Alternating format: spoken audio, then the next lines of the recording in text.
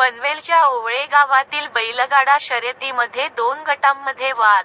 हा वाद काय झाला, त्याबद्दल जाणून घेतले तर असे निदर्शनास येते की जयेश पाटील सोनारपाड्याचे त्यांचा 50 नंबरचा सोन्या बैल आणि मथुर 1001 चे मालक गडिंगलीचे राहुल पाटील यांच्या बैलांमध्ये अटीतटीची बैलगाड्या शर्यत झाली.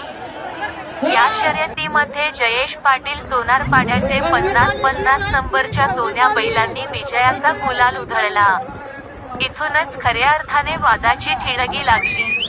आता आम्ही बऱ्याच जणांबरोबर चर्चा केली असता समजल अशा शर्यती होतात. त्यात विजय होतो तर काहींचा पराभव होतो, पण एवढे मोठे वाद विवाद होत नाही.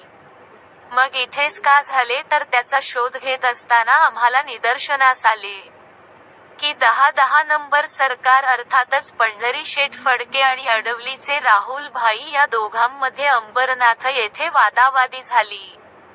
त्यामध्ये फडके यांनी राहुल पाटील यांच्यावर गोळीबार केला होता. हे प्रकरण न्यायालयात देखील गेले होते. काही दिवसापूर्वी पंढरी शेठ फडके यांना देवाजना झाली आणि त्या कालावधीमध्ये सोन्या बैलाचे मालक जयेश पाटील यांनी इन्स्टाग्रामवर पंढरी शेठ यांच्यासोबतची व्हिडिओ पोस्ट करत श्रद्धांजली देखील वाहिली होती. बरेच फोटो देखील पोस्ट केले होते.